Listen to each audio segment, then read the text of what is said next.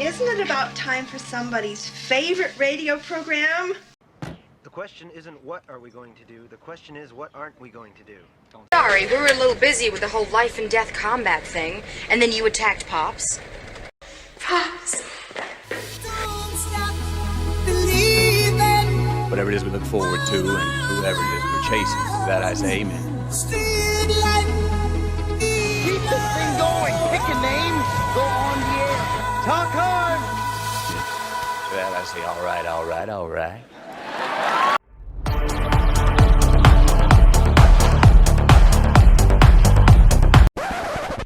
In this world, the headlines read of those whose hearts are filled with greed, who rob and steal from those in need. To right this wrong with blinding speed goes underdog. Speed of lightning, power of thunder, fighting all who rob or plunder. Underdog, underdog. I really have to be honest. I'm still in awe because I watched them both back to back, and I'm still in awe that I enjoy both the way I do. New from Lego Star Wars, the Jedi are in pursuit of Cad Bane and General Grievous. Quick, you can build a massive clone turbo tank. Load your heroes and find General Grievous. Look out, there he is! The clone turbo tank and General Grievous Starfighter. New from Lego Star Wars. Each set sold separately.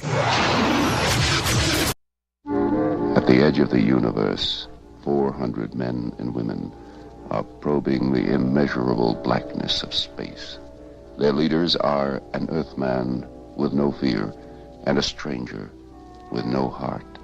Travel beyond our time and solar system, into new galaxies, into worlds beyond your dreams. Star Trek, every week, in color on the NBC television network.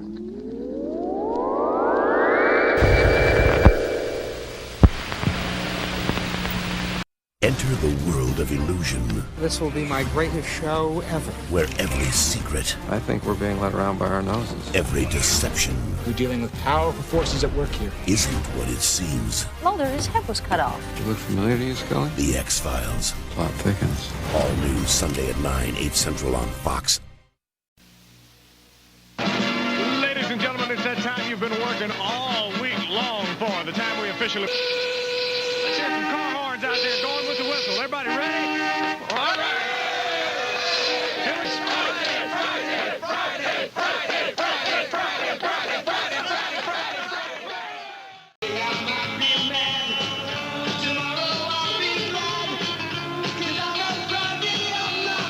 I'm butt naked. I know. Quitting time. I said it's quitting time. I was the foreman. I was the one says when it's quitting time at terror. Quitting time!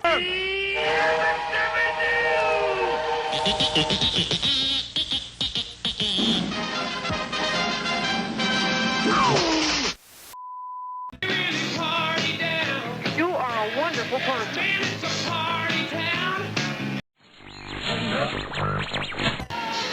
Friday evening, what a feeling. Feel like singing. Losing his mind. And I'm reaping all the benefits. You're gonna need a bigger boat. It's a bold strategy, Cotton. Let's see if it pays off for him.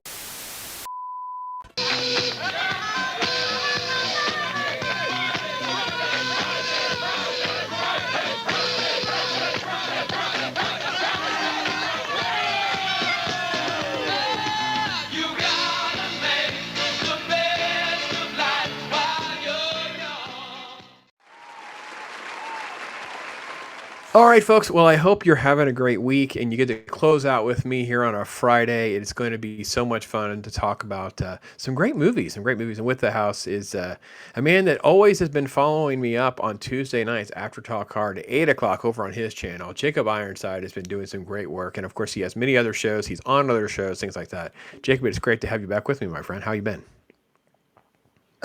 Doing good. It's good to be back. been a while, and I'm looking forward to getting into these two movies. Yeah, these are fun ones for me. I have to be honest. I kind of pitched it to you. I came to this place of coming up with different type of topics, and again, only doing a shorter show on our Friday, close out the week for everybody. And if anything else, I'm hoping I'm putting something on the tee for people to want to watch maybe over the course of the next week or week and a half or something like that. And I kind of came to this place where 1969 True Grit is this great film. It's John Wayne's only Oscar. And 2010 True Grit is also really, really good. And I'm like, wow, that is an oddity. So let me try to find an old soul like yourself that could come in here and talk about both movies a little bit. So that's how we got here, Jacob. So is that a pretty fair assessment that these are both just really great films? I like both of them. I mean, I have nostalgia and that with the old one, and I love that movie. I've seen it a number of times. Yeah, I do have issues with both of them actually, but Okay. I do Good. like both of them. And when I say great films, for those people that are out there being tough with me, for me, they're both sort of in this 4 out of 5 category for me. They're solid 8s, but I can see a 7 to 8 for most people. And then my issue with them, why I call them great, is because I have an incredible amount of rewatchability with them. You talked about watching the old one a lot. I actually don't mind watching either one of them. I don't know that I make it every single year, Jacob, but probably about every other year for sure. They're getting watched. So I don't know. Is that a pretty... Where do you come down that's opposite to that sort of? At least with the old one on me, that's pretty fair for me. So Okay. yeah, I watch Okay. it about once a year. I've never read the book. Are you familiar with the novel or the inspiration behind the story at all? I haven't. I have the novel. I haven't read it yet though. Okay. Okay. Yeah, I don't even have a copy, so you're ahead of me in that regard. I don't even know that I have a way to balance. So I started keeping a list of everything I'm watching this year because I thought it'd be an interesting journaling experience of all of the amount of stuff I consume. And what has transpired is I've realized how little I'm reading. So I've got to figure out how to flip the script a little bit. So I'm thinking about starting to make a ledger of what I'm reading so that I can be better at making sure I'm reading.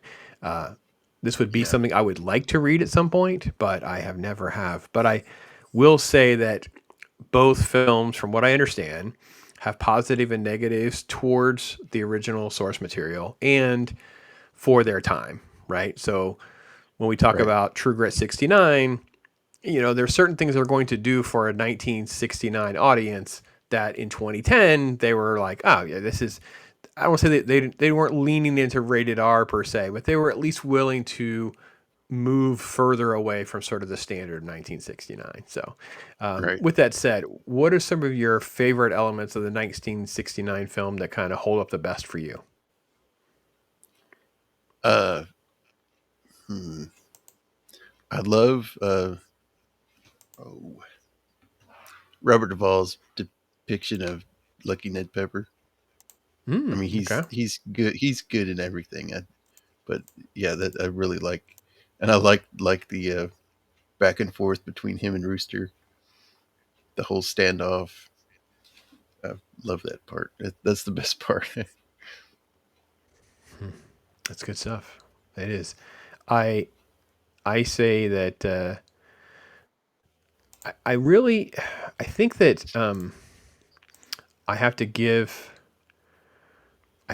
John Wayne his due. It's sort of my favorite of the elements is it's John Wayne not being John Wayne. John Wayne's actually playing a role a little bit. So right. I felt like it's a little bit of that we're able to sort of kind of get a good perspective on.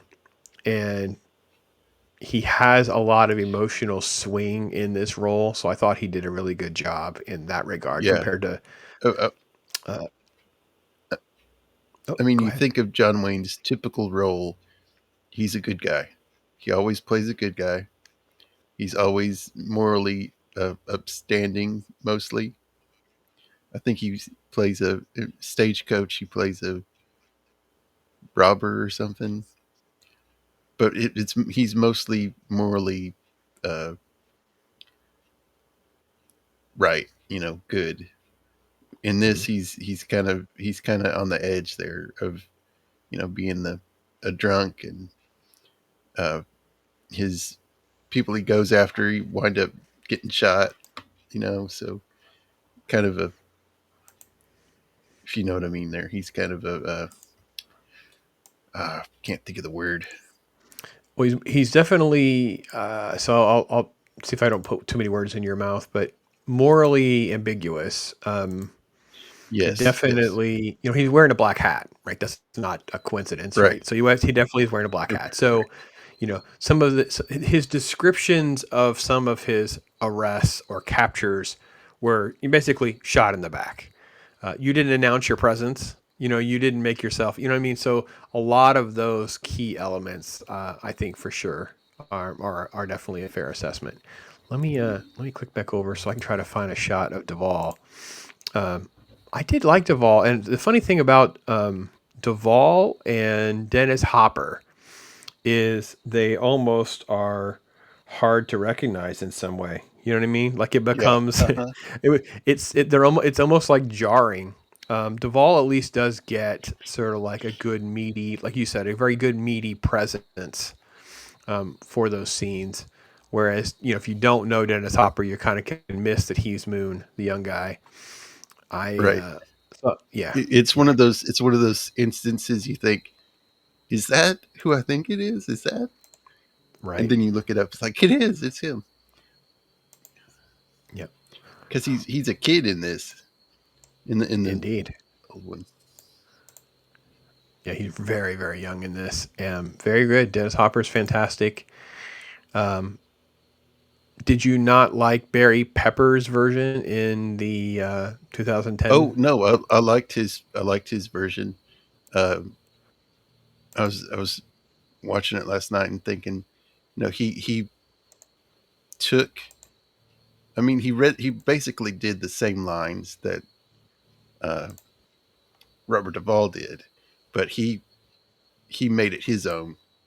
If you know what I mean, So I thought he did a really good job. I thought he was one of the best performances. Second there's a to couple the of close, girl. Yeah, we'll get to the girl.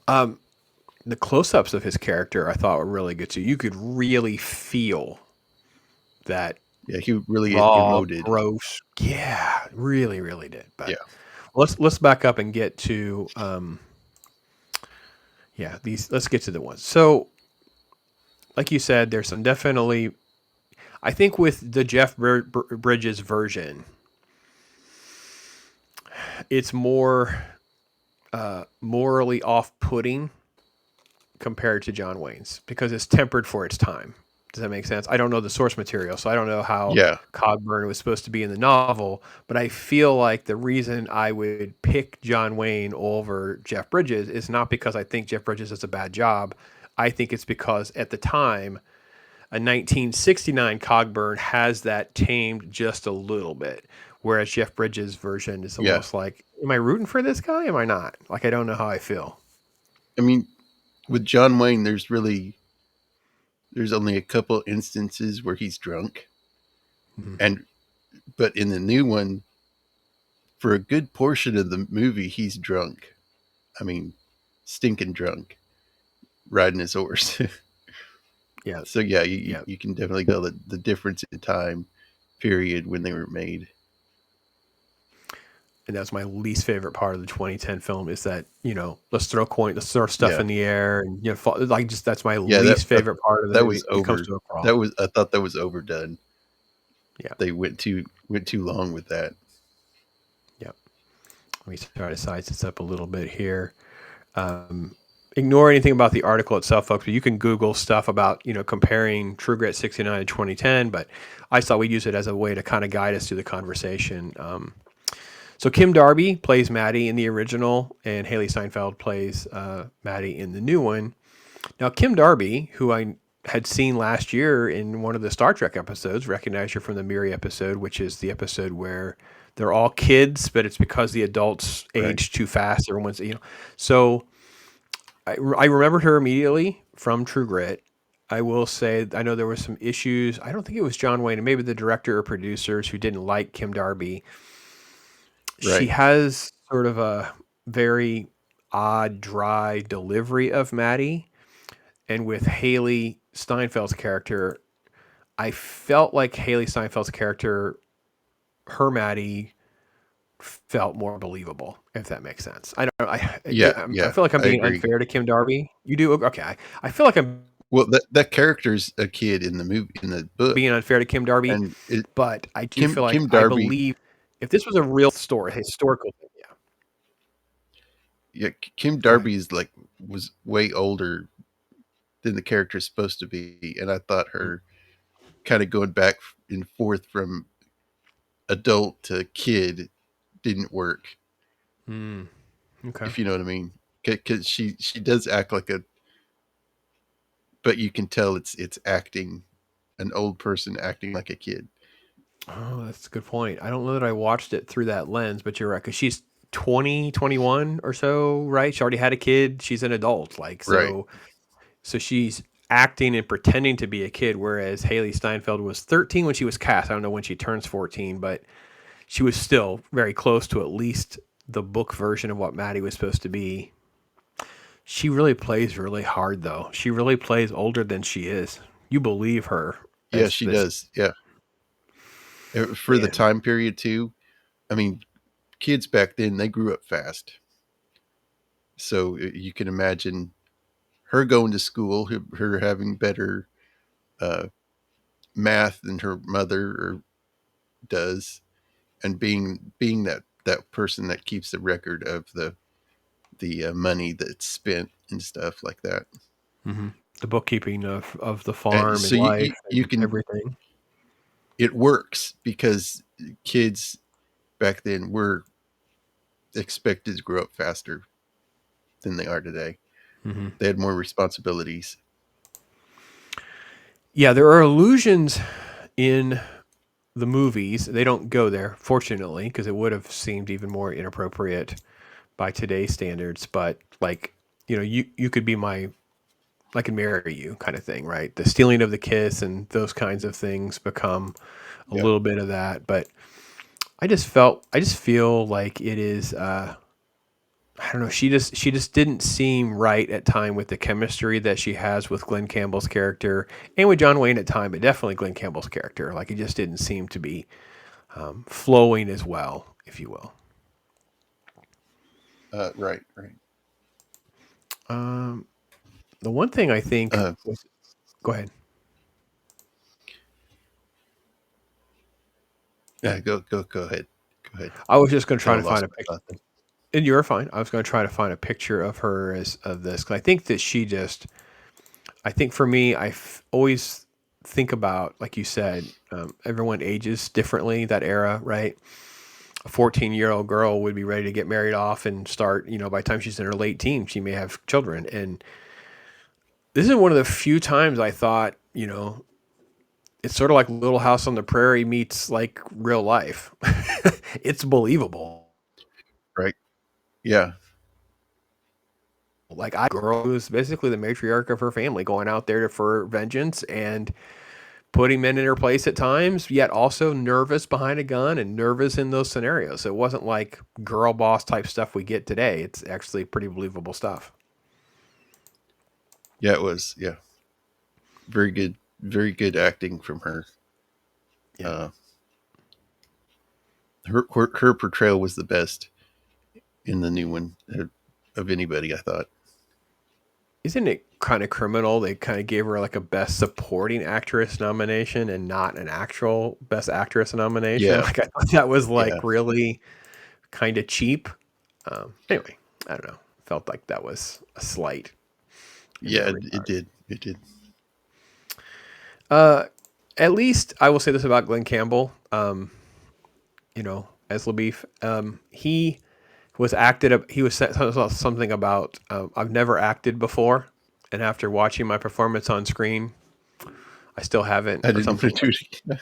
I never have yet, or something like I forget the exact line, but it was something along that line of like, self-degradation of like, listen, I'm not going to pretend that I know what I'm doing or that I'm good. So always want to lean like I'm giving him some credit. What do you think about him versus Matt Damon's version of La Boeuf? Man, I thought Glen Campbell did a fine job. If you want to go with the weakest performance of the old one, his was probably the weakest. Mm-hmm. Because I mean, he's not an actor. It was his first time ever doing that. So, but I thought he did a fair job. But yeah, Matt Damon did a really good job, I thought. Yeah, there are times where I really, really like what Matt Damon does. There's times where I don't think it quite works for me. I will say they kind of, watching them all, because I watched them all back to back, I feel like at least with the Matt Damon version, it was a more complete character, and it seemed like it was more daring because he could handle it. Right? Yeah. Glen Campbell's character felt more like a caricature. I know that's silly because they kind of really play up the Texas Ranger stereotypes with Matt Damon's version, but I felt like Glen Campbell's character feels like the generic cowboy in a cowboy movie, if that makes sense. You know what I mean? Right. Yeah. Yeah. But he had better hair. He really looked like the old classic. I mean, his hair was just like glorious. Like, wow, that hair is something. Yeah. Right. But yeah, so I think we would, again, picking my favorites, I'm going to say John Wayne slightly over Jeff Bridges, Hailee Steinfeld over Kim Darby, Matt Damon over Glen Campbell on my little general stuff. Yeah. Just the intensity, I think, with the new one, because again, Sensibilities is it. Again, I'm not trying to downgrade one over the other here. I think they both are good if you have perspective of films of their time. So I don't know. Do you think that? I think they both did a good job of capturing the story relative to their time. Do you? Yeah, I would say that in the new one, they got down how they spoke in that time period better. Okay. The cadence of the way they spoke, especially in that area in Arkansas, Oklahoma area. I thought they did a really good job of portraying that. I think the Coen Brothers seem definitely more obsessed with some of that type of detailing and some of that sort of like minutia that we get in films that we as film cinemaphile nerds like. And the first one is more of just an enjoy, but I think the story itself, I don't think either one of us have been critical of the story. Neither one of us have been critical of like the director or the production as a whole. We think they both hold up very well. And now we're into semantics. One semantic which loses for me, I don't know. I would love to say, hopefully you disagree. I don't know. We'll see. I don't know. I just don't get Josh Brolin in this role. This doesn't work for me. No. And I don't mean like he does a bad job. I feel like because I know it's Josh Brolin, it doesn't work for me. I just wish it wasn't Josh Brolin. I feel like it's a major letdown. Does that make sense? Yeah, it does. I feel like he got stuck on the trying to have that odd voice he has instead of acting. If does that make sense? Mm-hmm. I think he got hung up on trying to make his character sound good and lost the acting part. I think if they had let him just kind of go with it instead of making him have that odd accent, I think he would have done better. I think he doesn't exist on screen really either until later in the movie So we don't Right. even really have a setup for this character. It's all tell, don't show. Whereas in the original film, we actually see the shooting. We see for ourselves how wrong it was. And we know more than Mattie does. And because the Coen Brothers took that out of their version, there's something lost with that. Does that make sense? Because I know he's a villain in the original film. Yeah. Because I saw it. Right. So let me switch characters over, and we'll just when I see this version of Chaney, let me adapt him over. Yeah.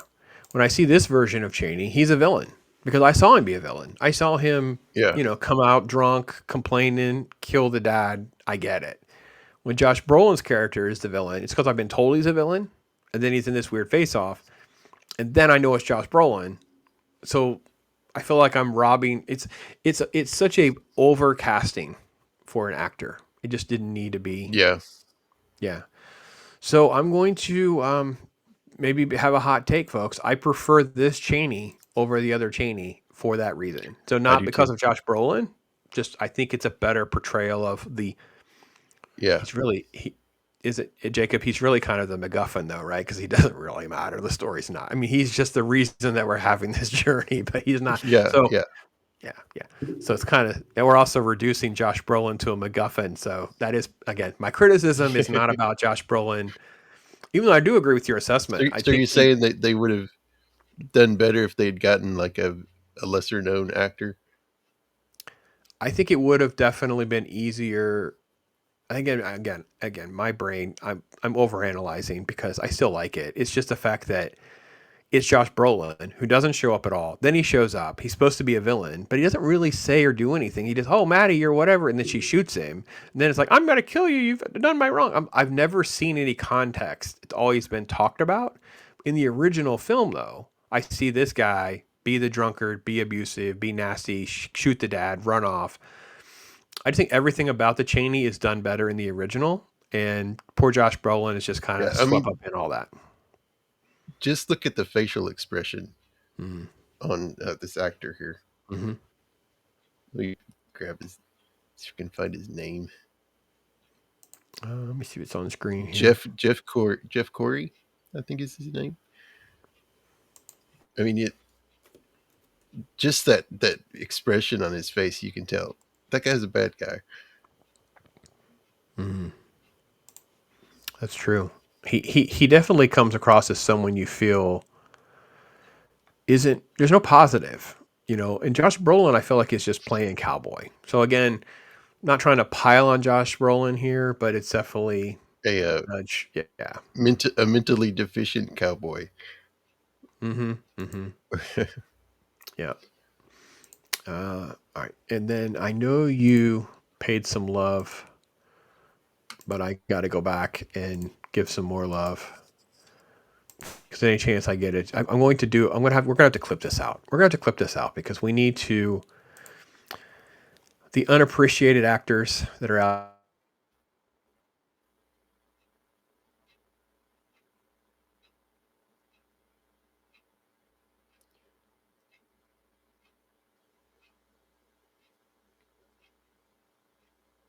Uh-oh.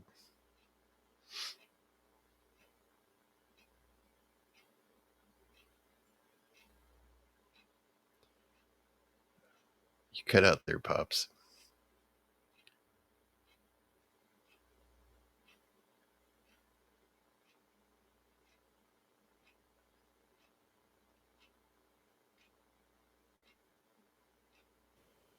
All right. Am I back, Jacob? Can you hear me okay? Back? I am back now. Okay. All right. I'm going to back up and then we'll go from there. Sorry about that. I don't know what glitched. It just shut off for a minute. All right. I don't know how to do this. I'm just going to probably clip this because it's one of these unsung actors who doesn't get credit, because Barry Pepper, I know you brought him up briefly about and gave lots of love for Barry Pepper, but I'm going to go back because Barry Pepper is usually not the problem with anything that Barry Pepper's in, right, Jacob? I mean, Barry Pepper is a very, he's just a superb second tier actor. Like I don't think he's a leading man or anything like that, but he is always just phenomenal at the stuff he's doing. And I couldn't agree more with you. I think he is fantastic as Ned Pepper. And I'm not trying to take anything away from Robert Duvall. I just think that Barry Pepper is phenomenal in this film. Yeah, I agree. I was trying to look at some of the stuff he's been in to think about something I haven't liked him in, because he was phenomenal. Obviously, always remember him in Saving Private Ryan. He had that role. Green Mile. Let's see. He played Dale Earnhardt in the Dale Earnhardt movie. I haven't seen that. That's interesting. Oh, really? I can see that. Looking at him, I can see that. Yeah.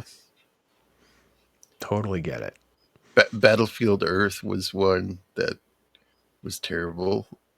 That's a John Travolta movie. I never watched it. That's going to come up in one of my videos here soon. So I've never given him any of my time, and I'm not giving it any of my time. Bad movie that I won't watch again, Lone Ranger, the Johnny Depp one. He's in that, but he's not the problem in that movie, right? He's not the problem. So same kind of thing with Barry Pepper. He's not the issue with that. So yeah, that was a disappointing movie. Oh, movie was a mess. Just too interested in being weird than it was about being good. So yeah. Great cinematography shots in this one. I'm not trying to say, first off, I think the cinematography in both films are fine, especially for their times. The first one is focusing more on landscapes and, typical Westerns of the 60s into the 70s. I mean, it was a beautiful film, beautifully shot film. The Coen Brothers were definitely trying to have that feel, but then also try to do some things that were more modern and interesting. This is one of those moments. There's some cool shots like this. What do you think about the cinematography of both films? I'll start off with this first. The first movie was all filmed in Colorado, and this film was filmed in. Actually, it's filmed where I live right now. It's wouldn't film too far where I live, and in Austin, and other parts of it were filmed in New Mexico. So those were. I guess New Mexico is closer to the area that they're supposed to be in, I guess. But yeah, there's more artsy shots in the new one than the old one. The old one is just like showing these big, vast, open shots of the landscape, which is typical of old westerns. But yeah, the cinematography in this was good. I thought great. There's a lot that didn't feel like Arkansas and some of the areas where the film was supposed to kind of take place. So I think in the original, they were definitely trying to make that John Wayne grand Western feel of things that the audience would come to expect. The Coen Brothers didn't seem to have any interest in maintaining that, so they had a lot more creative liberties on some of what they were trying to go for. And then you ended up with shots like this, I think, that are really, really, really magnificent. Yeah. And there they are, behind the scenes. It's always weird for me. I've always wanted to learn more about brotherly dynamics on set, but yeah, I have never done it. There's our shot of Matt Damon as La Boeuf. And just really, I really have to be honest. I'm still in awe because I watched them both back to back, and I'm still in awe that I enjoy both the way I do. It's so rare to think about. This one felt more raw and gritty at times, again, because it's a more modern film, and yet the other one also felt like the Westerns of old, and I could relate to what they were trying to go for, and enjoyed it a lot. Yeah, for sure. I do want to bring up another character that the performance in the old one was better. It was the Stonehill, the horse trader. Actor's name is Strother Martin. Was an old character actor, and I thought he did a really good job with that character. Yeah, the horse trading, and actually the fact that we have that scene because she stays and they have dinner together and all of that. Those characters, I think, brought that all to life better. So it wasn't just the characters and their performances. I think the fact that they included some of that made you feel more immersed. We kind of skipped over that. She does the thing in the new one where she has to spend the night with the undertakers, where the dead bodies are in the morgue, essentially, and she's sleeping with. If you would like to sleep in a coffin, it would be all right. You would be all right, yeah. I was trying to get a shot of the horse trader, but I'm not finding one easily. Every time I say that, then I find one right away. So if I just keep scrolling long enough, but my big objection is there's not always great websites to share photos and information from. So let me see. All right. Hang on one second, Jacob. Okay.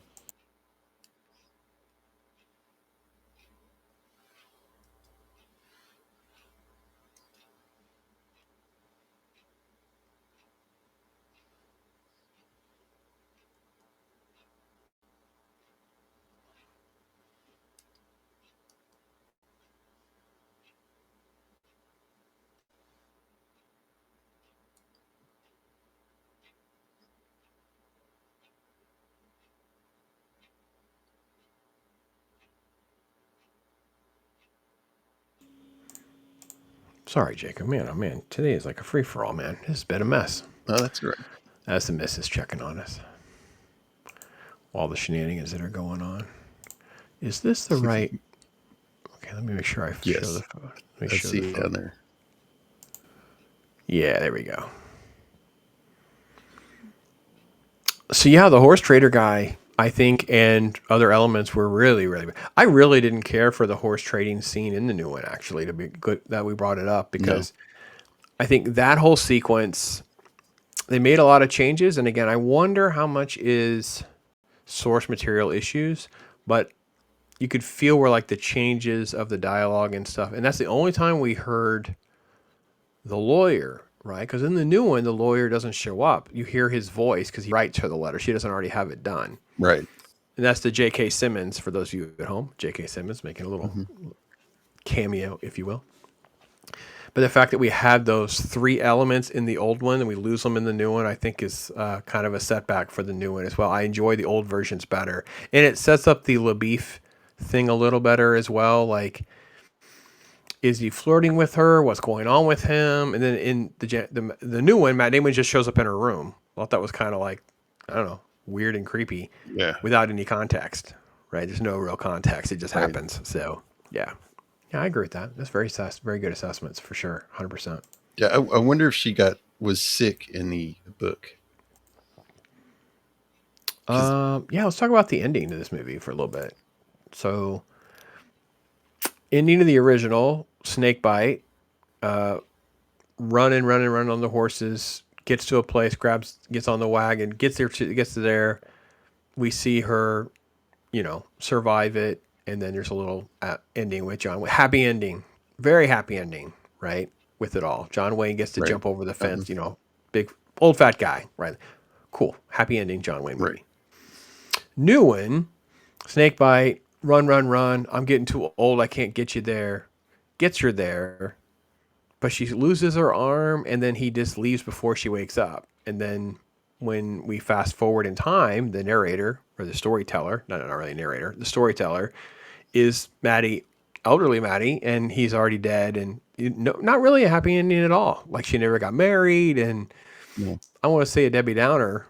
I don't know that I feel like it's a Debbie Downer, but yeah, it feels like a Western in the shadow of Unforgiven, and that's the contrast, right? It's the John Wayne happy ending, and this is what he does. Unforgiven opens the doors to, yeah, this is we can just not have happy endings. It's okay, guys. And I'm like, oh wow, okay. So that's how it feels and the difference. I don't know. How would you assess the endings? Yeah, I would say it's a lot like No Country for Old Men. Good You example. expect there to be this big happy ending at the end, and the guy you've been following the whole time just gets killed. Oh, that's it. And then the bad guy just gets away clean. Yeah. So yeah, it is definitely a little bit of a downer, but it also that it shows even the heroes and stuff get old and die. That's true. So I kind of see that too, but and not everything works out happy. Yeah. I like this. I thought this was fine. I thought it was actually nice that she takes him home, shows him the grave where dad is, and kind of this story. And then she kind of alludes to what we talked about earlier. It's like, and you could be, here next to me. She doesn't say anything inappropriate, doesn't get too far, but she's implying like, if you wanted to marry me, you could. Like, maybe that's what she means, right? We don't really. So he just gets on his horse and rides away. And the new one definitely is a lot darker, a lot more edgier to their life. And I feel like it's probably closer to the book. I don't know. What do you think? I think that's probably the case. Probably, right? Yeah. I would say it's probably accurate to the book. I don't. Yeah, I feel like that's probably character fate. being so headstrong like that for that time period. Mm-hmm. That usually is what happened. They were, just old, never got married, and old maids. Mm-hmm. Yep, it was really good. I was trying to see if there's a shot of her or anything at the end. It's just a whole there's a shot of her at the end. So let me swap out sides.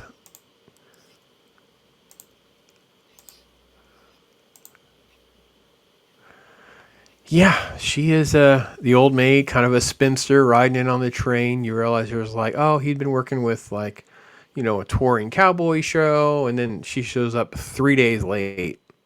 He'd passed, and that's it. She just kind of walks off. I've never married.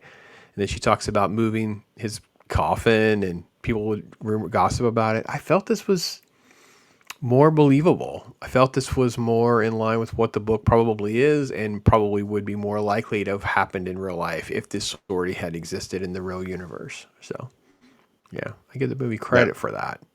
Yeah, I do too. So I think all in all, folks, if you, again, leave your comments, folks. If you have a True Grit take, if you've never seen True Grit, I can recommend both of them, to be honest. And I'd watch the old one first and then watch the new one.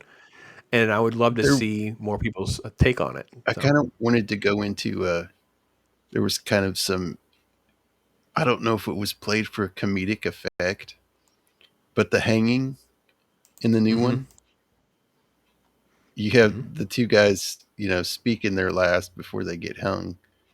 And then it goes to the Indian, and they just put a bag over his head. Mm-hmm. I actually chuckled when I saw that. Yeah, I think that was definitely... I don't know if they intentionally did that or... Oh, I do. I think so. I think 100% this was the Coen Brothers trying to ease the tension briefly over such a situation, right? So the hanging is not a easy thing to even talk about, let alone try to portray on screen. So each of the people there, the middle guy is crying hysterical, like boo ha ha, my wife, kids, blah blah blah. Then the other guy's like, I killed the wrong dude. It stinks that I'm here, whatever. And there's this Indian, and he gets to speak last, and he literally gets out 2 words, puts a bag on his head, and they drop. So obviously many films and movies are like have done a good job of trying to capture how little respect there would be for the American Indian population. He wouldn't get a trial. He wouldn't get. So I like the fact that the Coen Brothers did something to kind of create some of the levity, because they're going to show more of the hanging in the new one than the old one, right? We're going to get a little more intensity with this one, right? But yeah, I didn't see how this movie how it was rated, but I think it's probably PG-13. I don't know. What do you think? Is it? I would assume it's PG-13. Yeah. I think that's what they were trying to do with the drunk scene, where him throwing stuff up in the air, shooting it. Yep. It just didn't pay off with that one. Yep. Another one was the what's his name? La Boeuf biting through his tongue. Yeah, it was. It should be rather graphic, and they try to tame it down because it can't be too graphic. Yeah, good point. Yeah. One thing that's kind of weird in the new one, we didn't talk about this, so I'll include it, is you end up with like these random moments in the universe where this stuff exists. Random. Yeah, just, you know, I feel like there's whole there's probably like a chapter or 2 chapters in the book, and they like the character. They thought it was eccentric. In the 69 True Grit, he like had a place they could go. La Boeuf stayed with them. It was all, you know. And in this one, no, Rooster and Mattie were separate and run into this guy, this doctor, and you're like, huh. So I had mixed feelings on the two side by side. I get both elements with the traditional Westerns, keeping Glen Campbell on screen, having this, you know, the 3 people going. Yeah, and it's definitely a book thing, because it's not part of the main story. I mean, they run across a guy hung. It's not Chaney.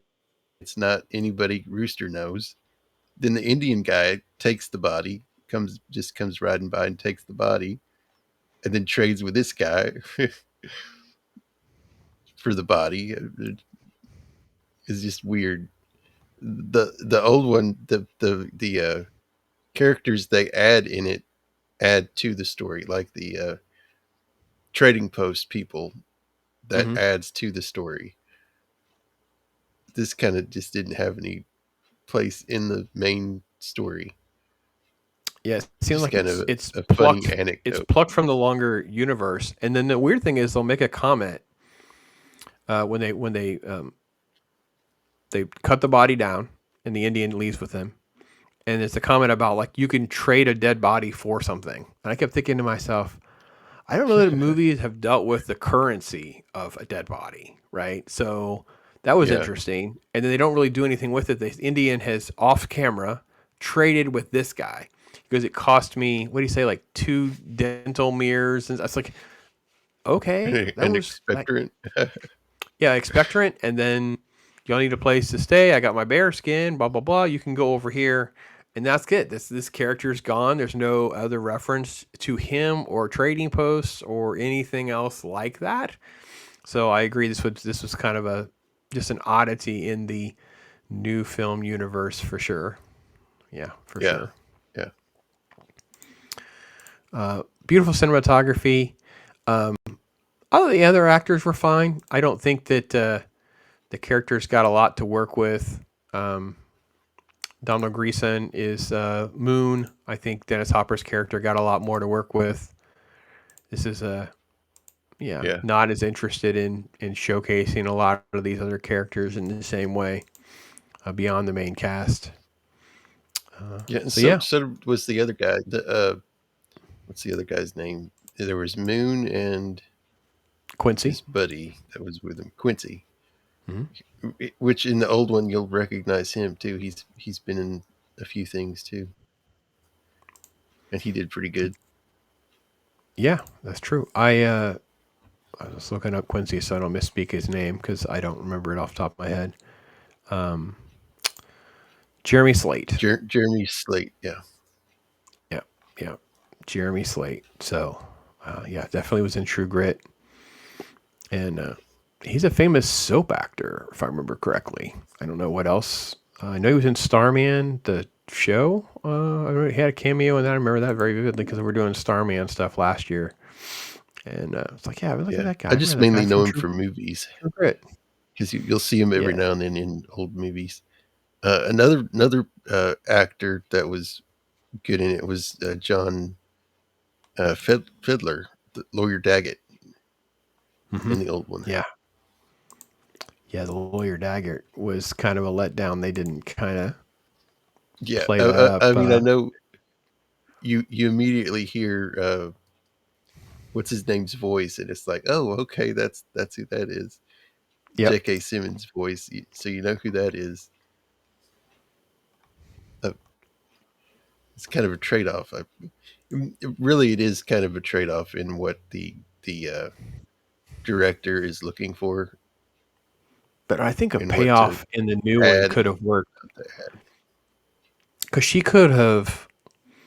so I think you could have almost done it in like multiple steps. Like she wakes up and he's gone. And then you cut to where he is, like at a cowboy rodeo thing or whatever. And the lawyer shows up with like a letter, right? And it's J.K. saying, you really exist. Like he could have that, you know. And then they kind of let it go. And then she can narrate near the end and say, well, I tried to go see. I don't even, just have it all playing in the background while she just narrates over it. I showed up. Instead of having them actually talk, just I showed up. I was 3 days late, whatever. I think it could have just worked. But you could have had the payoff of the lawyer actually existed. It wasn't just because if you didn't hear the voice, you could have actually had him say, "You're taller than I thought you were," because in the old way one, tall. Yeah, you're not it's the opposite, you know. Right. That would be a funny line actually, because the little guy in the original was so good. So yeah, pros and cons all around, folks. I would love to hear more of people's thoughts out there on these films. Jacob, do you think, because it took like 40 years to see one get remade, do you think at some point, 2050 or something, there'll be True Grit again?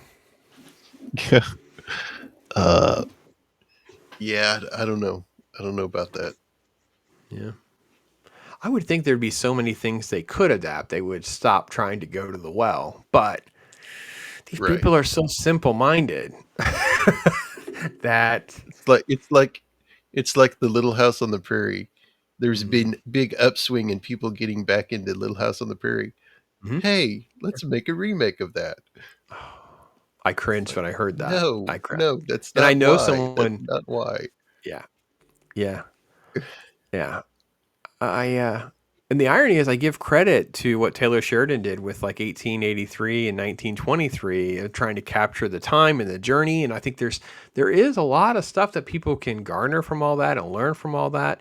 And I don't know about you, but I think it was True Grit that taught me. If I had to smoke someone out of a house, I could put my coat over the fireplace. I'm like, oh, the chimney. I'm like, oh, okay. So there are tons of things that you can parse out of this universe and time without having to remake the exact same story again. But I better be careful putting that up there. I might get shot at through the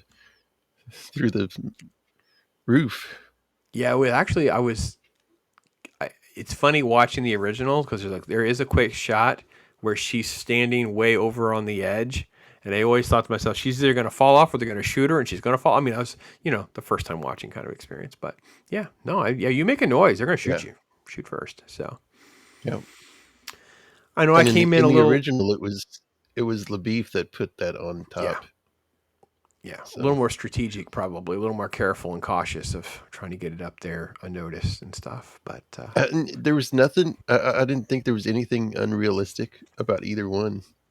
Agreed. I think the firefights were really good. They weren't like overly ridiculous with everyone making shots or getting shot or not getting shot. I think they were struggling all along the way for all sorts of various reasons. I thought all of that was captured very well in both films. There was one thing when she shoots what's his name? Chaney. Chaney with the Sharps rifle.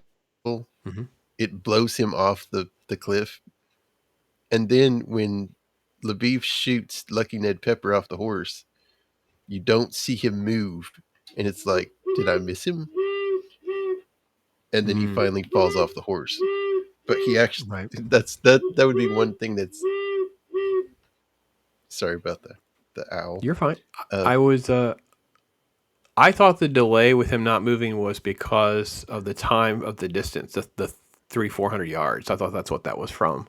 So I didn't catch that in as a problem. I have to see that shot again and see. But that was what I always thought. I thought it was like it takes that 2 1000, 3 1000, boom, hits the person, then he falls over.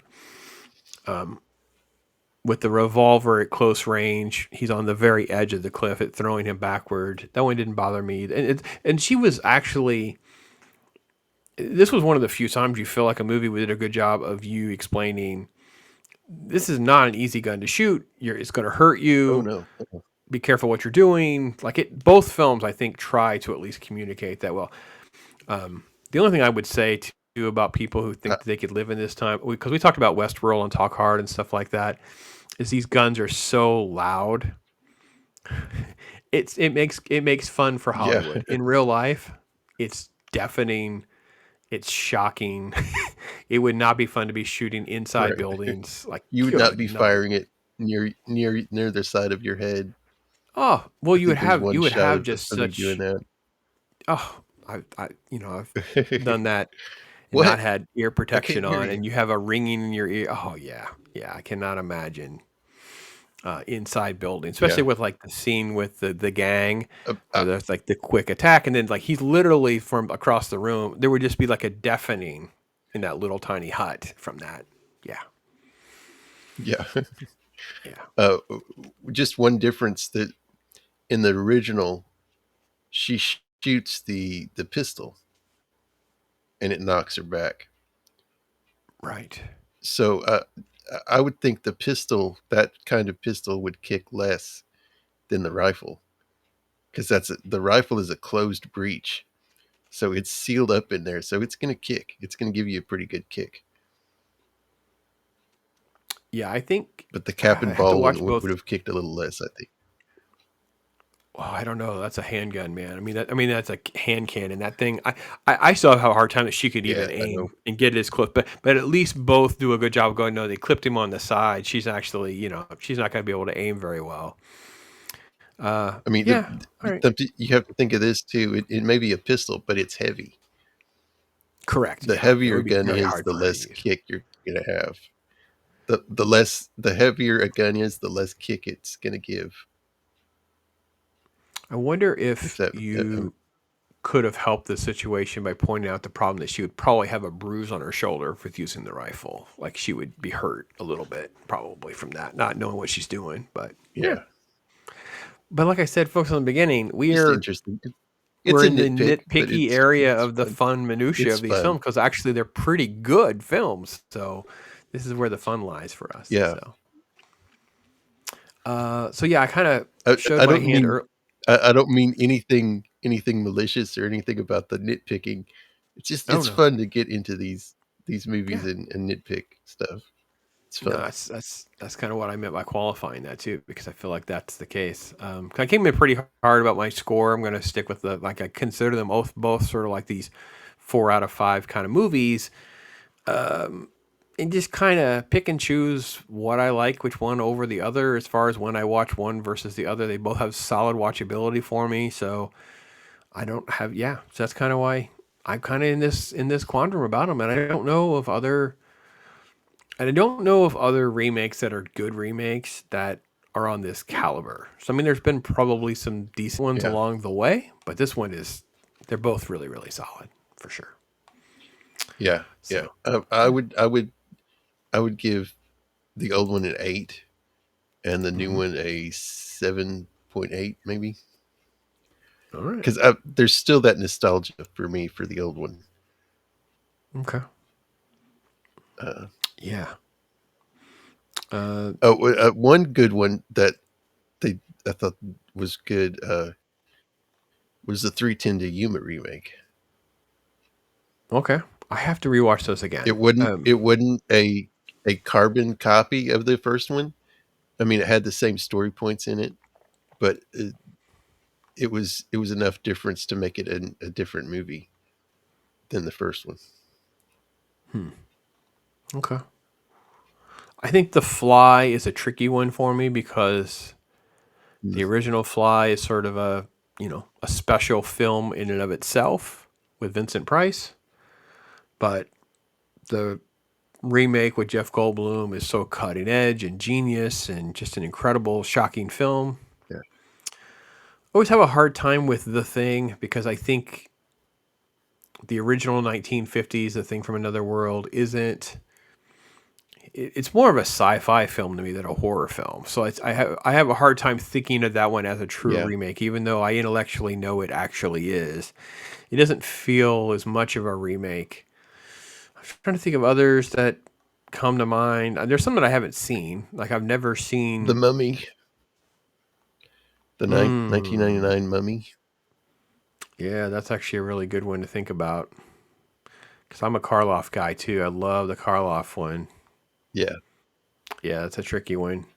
I need to watch the 310 Yumas. That's probably a good one to think about. I also know there's also a lot of originals that I'm not familiar with. So I know there's I've never excuse me, I never really watched the original Ocean's 11, and then I didn't really watch the original film that Heat was based on. Scarface was based on. Man on Fire, I think, is another one. Things like that. Yeah.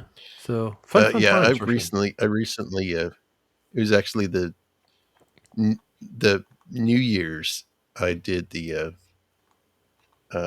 original Ocean's 11. Mm-hmm. It's definitely a Rat Pack movie. Mm-hmm. I mean, you have the big three in that, but it's good. It's different, but it's good. It's got its own thing going. Okay. I've never watched it because I've never been able to appreciate the rap. I don't know. I always appreciate them doing other things, but that feel of the Rat Pack thing never really worked for me as much. So I have to give it a go at some point, I'm sure. So, but Jacob, man, it's been a good time. An hour already, and with all of our additive commercials and fun time, it'll be over an hour. So, thanks for hanging out with me and doing this. What is so every Tuesday, 8 p.m. Eastern, 7 Central is your main show. We'll plug everything else that you got going on, my friend. Yeah, got tomorrow night is X-Files. It's X-Files Tuesday. We'll be going over. Let me see here. We'll be going over episodes 5 and 6 of season 2.